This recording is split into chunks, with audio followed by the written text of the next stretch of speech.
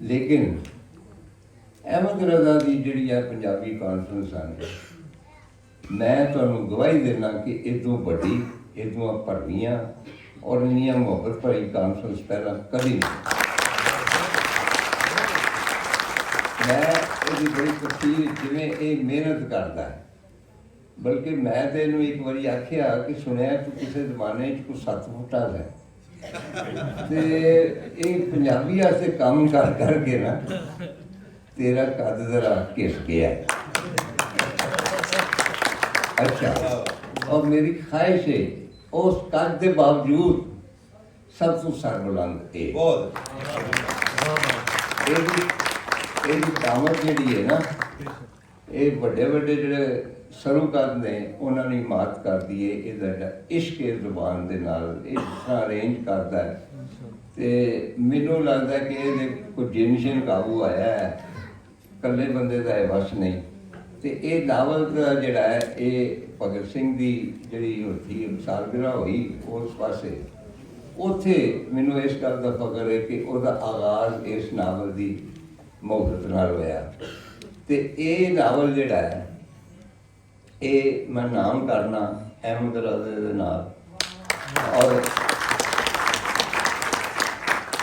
और मतलब है कि इस पंजाबी कॉन्फ्रेंस के नाल।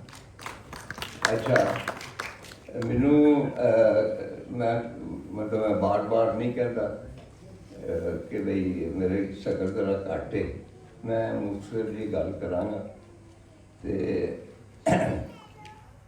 समझ नहीं आती कितों गल शुरू करा। तो मैं एक पिछले दिन ना कोई तहकीक के हवाले ना गंग ऑफ खुश्की रशियन स्कॉलर, बड़ी पुरानी किताब है, पाकिस्तान और उसकी कौमीयत है, वो मैं पढ़ लिया था। वो एक पोर्शन मेरे वास्ते नवा सी, मैं उस हकीकत को आगाह नहीं सा, वो मैं कोट कर देना। जूरी कहता है पंजाबी के उत्ते उन्हें गल की है, एवं छोटा है, उन्हें क्या पंजाबी सब तो पहला बुद्ध मत के भिक्षुओं ने लिखी। महात्मा बुद्ध की शान जोड़े उन्होंने कसीदे जिमें हम सीधाता कहने भजन कहते हैं, ये बुद्ध मत के आगाज़ उतों आया। तुसी हुण अंदाजा ला लो कि बुद्ध मत में 1500 साल हो गया खत्म होया या इस किते तो गया। लाहौर जिहड़ा सी बुनियादी तौर पर बुद्ध सिटी सी, 600 साल तक इट वॉज टोटली बुद्ध। अच्छा, चुनाचे वो तुसी देखो कि अगर उस जमाने पंजाबी लिखी जाती सी और एक बाकायदा तहकीक हुई तो 1.5-2 साल तो इत्थे ही हो गए। उसके बाद उन्हें कहा कि जी बड़े शरीर दियाँ बाकी कुशिंदी वगैरह तो उन्हें हवाले दिते हैं, इन्हों का भी माखज जोड़ा है, मुढ़ जोड़ा है, सोता जोड़ा है जितों फुटदियाँ ने, ये बेशतर का पंजाबी। उसके बाद कहता है कि गोरखनाथ ने बाद लिखा भजन पंजाबी की गल करते। तो तीसरा नाम उन्हें दिता है बाबा फरीद का। मैनू क्योंकि पता नहीं सी इस गल का, तो मैं क्या मैं तुहाडे नाल भी तुहानूं ही शरीक कर ला इहदे विच, क्योंकि मैनू नहीं सी पता कि बुद्ध मत दे इहदे भी पंजाबी इन्नी स्ट्रोंग सी। मैं पंजाबी तो गल तो जाहिर है कि बहुत देर कर सकता ना, ਉਹਦੀ ਇੱਕੋ ਹੀ ਮੈਨੂੰ कई लोग आते उर्दू के बारे चलते, मैं उर्दू तो आप लिखारी, लेकिन जो मैं कहना कि नौमौलूद जुबान है 200 साल की पुरानी नहीं, तो मैं एक ही गल करना।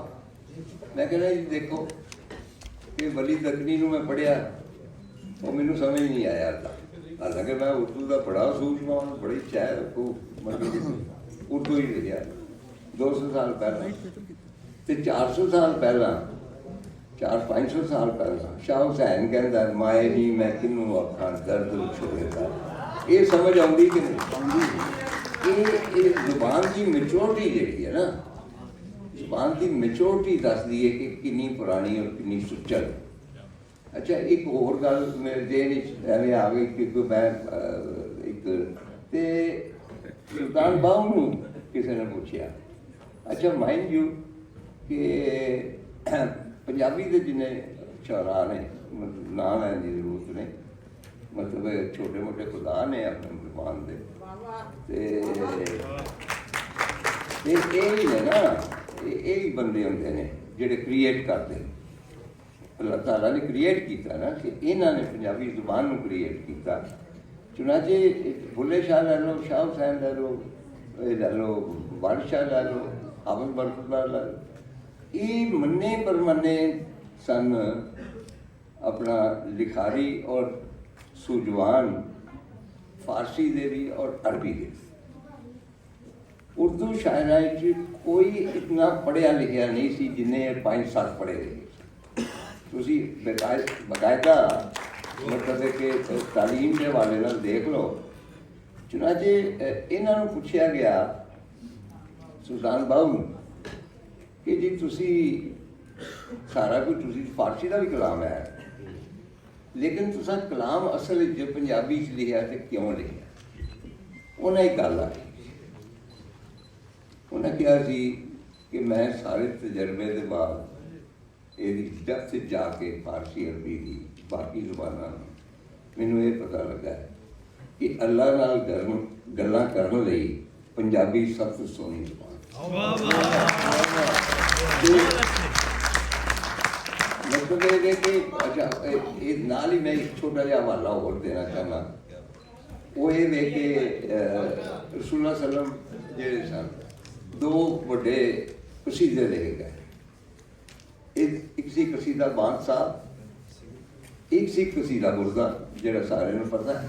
ਅੱਛਾ, ਅਲਾਮਾ ਬੁਸੀਰੀ ਉਹਨਾਂ ਨੇ ਲਿਖਿਆ। ਪੈਕੇਜਿਸ ਵਾਲਿਆਂ ਨੇ ਇੱਕ ਕਿਤਾਬ ਛਾਪੀ ਕਸੀਦਾ ਗੁਰਦਾ ਦੇ ਬਾਰੇ। ਉਹਦੇ 'ਚ ਅਸਲ ਚੀਜ਼ ਇਹ ਵੇ ਕਿ ਉੱਤੇ ਅਰਬੀ ਦੇ ਵਿੱਚ ਸ਼ੇਰ ਜਿਹੜੀ ਮੈਨੂੰ ਨਹੀਂ ਆਉਂਦੀ, ਜ਼ਾਹਿਰ ਤੋਂ ਬਹੁਤ ਕਮਾਲ ਦੀ ਹੁੰਦੀ, ਉਹਦੇ ਬਾਅਦ ਉਹਦਾ ਫਾਰਸੀ ਤਰਜਮਾ, ਔਰ ਸਿਫਤੁਲ ਹਸਨ ਜ਼ੈਗਮ ਇੰਚਾਰਜ ਨੇ। ਅੱਛਾ, ਉਸ ਤਰਜਮੇ ਦੇ ਬਾਅਦ ਉਹਦਾ ਉਰਦੂ ਤਰਜਮਾ, ਅਖੀਰ ਇਹਦੇ 'ਚ ਉਹਦਾ ਫਾਰਸੀ ਤਰਜਮਾ।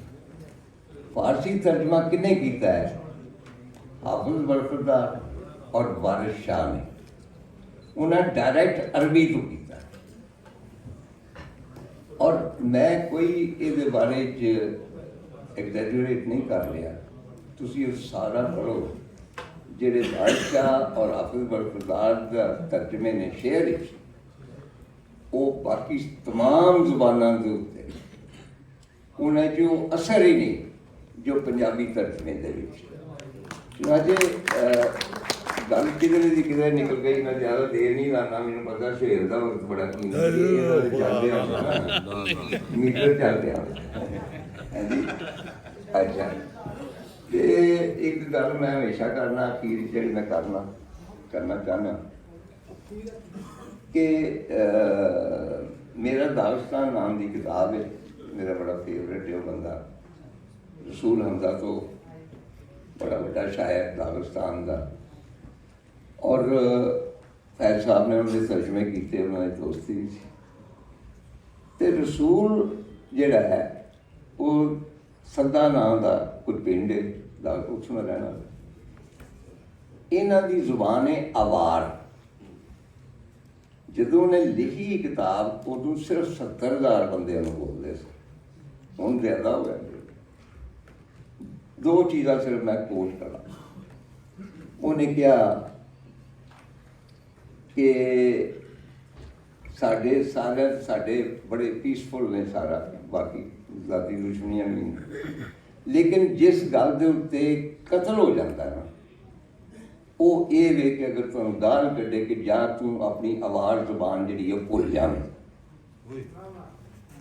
ਇੱਥੇ ਕਤਲ ਹੋ ਜਾਂਦਾ ਕਿ ਤੂੰ ਇਹ ਕੀ ਕਹਿਤਾ, ਮੇਰੀ ਮਾਂ ਦੇ ਖਿਲਾਫ ਗੱਲ।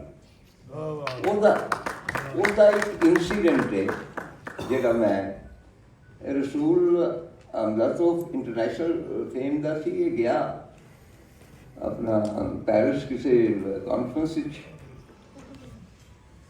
ਉੱਥੇ ਗਿਆ ਤੇ ਪੈਰਿਸ ਦਾ ਕੋਈ ਬੜਾ ਮਸ਼ਹੂਰ ਆਰਟਿਸਟ ਉਸੇ ਵਿੱਚ ਉਹ ਇਹਨੂੰ ਮਿਲਣ ਆਇਆ। ਉਹ ਕਹਿਣ ਲੱਗਾ ਜੀ ਮੈਂ ਵੀ ਦਾਗਿਸਤਾਨ ਦਾ, ਤੇ ਮੈਂ ਵੀ ਉਸੇ ਇਲਾਕੇ ਦਾ। ਤੇ ਮੈਂ 25 ਸਾਲ ਪਹਿਲਾਂ ਇੱਥੇ ਆਇਆ ਸਾਂ, ਇੱਥੇ ਸ਼ਾਦੀ ਕਰ ਲਈ ਤੇ ਸੈਟਲ ਹੋ ਗਿਆ। ਚੁਨਾਚੇ ਕਹਿੰਦੇ ਨੇ ਕਿ ਸਾਰਾ ਦਿਨ ਬੈਠੇ ਖਾ ਪੀ ਖਾਂਦੇ ਪੀਂਦੇ ਰਹੇ। ਜ਼ਾਹਿਰ ਫਰਾਂਸ ਹੀ ਤੇ ਬੰਦਾ ਪੀਤਾ ਹੀ ਜ਼ਿਆਦਾ ਨਾ, ਖਾਂਦਾ ਤੇ ਵੇਖ ਨਹੀਂ ਸੀ। ਅੱਛਾ, ਤੇ ਉਹ ਵਾਪਸ ਆਏ ਤੇ ਰਸੂਲ ਕਹਿੰਦੇ ਨੇ ਕਿ ਮੈਂ ਇੱਕ ਦਿਨ ਘੋੜੇ ਤੇ ਜਾ ਰਿਹਾ ਸਾਂ ਪਹਾੜਾਂ ਦੇ ਵਿੱਚ, ਤੇ ਯਕਦਮ ਮੈਨੂੰ ਯਾਦ ਆਇਆ ਕਿ ਉਹ ਜਿਹੜਾ ਫਰੈਂਚ ਮੁਸੱਵਰ ਸੀ ਇੱਥੋਂ ਦਾ ਰਹਿਣ ਵਾਲਾ, ਉਹਨੇ ਕਿਹਾ ਸੀ ਕਿ ਮੇਰਾ ਪਿੰਡ ਫਲਾਂ ਆਬਸ਼ਾਰ ਔਰ ਫਲਾਣੀ ਪਹਾੜੀ ਦੇ ਦਰਮਿਆਨ ਇੱਕ ਜਗ੍ਹਾ। ਉਹ ਪਿੰਡ ਮੈਨੂੰ ਨਜ਼ਰ ਆਇਆ। ਮੈਂ ਕਿਹਾ ਚਲੋ ਮੈਂ ਪਤਾ ਕਰਨਾ ਜਾ ਕੇ।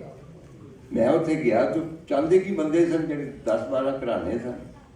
ਮੈਂ ਕਿਹਾ ਇੱਥੇ ਕੋਈ ਬੰਦਾ ਐਸਾ ਹੈ ਸੀ ਜਿਹੜਾ ਇੱਥੋਂ ਗਿਆ ਬਾਹਰ ਔਰ ਹਾਲੀ ਤੱਕ ਵਾਪਸ ਕਦੀ ਨਹੀਂ ਆਇਆ।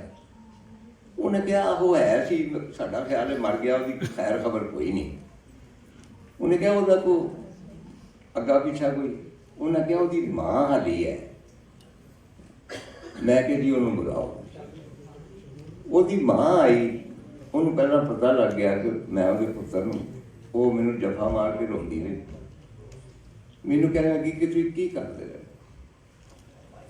ਮੈਂ ਕਿਹਾ ਵੀ ਇਸ ਤਰ੍ਹਾਂ ਖਾਂਦੇ ਪੀਂਦੇ ਰਹੇ ਹਾਂ, ਗੱਲਾਂ ਕਰਦੇ ਰਹੇ, ਸੁਬਾਹ ਤੋਂ ਲੈ ਕੇ ਸ਼ਾਮ ਤੱਕ ਮੇਰੇ ਕੋਲ ਇੱਕ ਖਾਮੋਸ਼।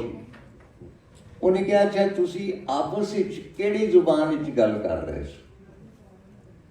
ਮੈਂ ਕਿਹਾ ਫਰੈਂਚ ਵਿੱਚ। ਉਹਨੇ ਕਿਹਾ ਕਿ ਉਹ ਆਪਣੀ ਆਵਾਜ਼ ਜ਼ੁਬਾਨ ਭੁੱਲ ਗਿਆ ਹੈ। ਮੈਂ ਕਿਹਾ ਆਹੋ। ਉਹ ਖਾਤੂਨ ਨੇ ਜਿਹੜਾ ਸਿਰ ਤੇ ਰੁਮਾਲ ਬੰਨਿਆ ਸੀ ਨਾ, ਉਹ ਆਪਣੇ ਚਿਹਰੇ ਤੇ ਪਾ ਲਿਆ। ਰਸੂਲ ਕਹਿੰਦਾ ਹੈ ਕਿ ਜਦੋਂ ਕਿਸੇ ਦਾ ਇਕੱਲਾ ਪੁੱਤਰ ਮਰ ਜਾਏ ਤੇ ਮਾਂ ਨੂੰ ਖਬਰ ਪਹੁੰਚਦੀ ਏ ਤੇ ਉਹ ਆਪਣਾ ਚਿਹਰਾ ਢੱਕ ਲੈਂਦੀ ਹੈ। ਔਰ ਉਹਨੇ ਕਿਹਾ ਤੂੰ ਮੇਰੇ ਪੁੱਤਰ ਨੂੰ ਨਹੀਂ ਮਿਲ ਕੇ ਆਇਆ, ਮੇਰਾ ਪੁੱਤਰ ਮਰ ਗਿਆ।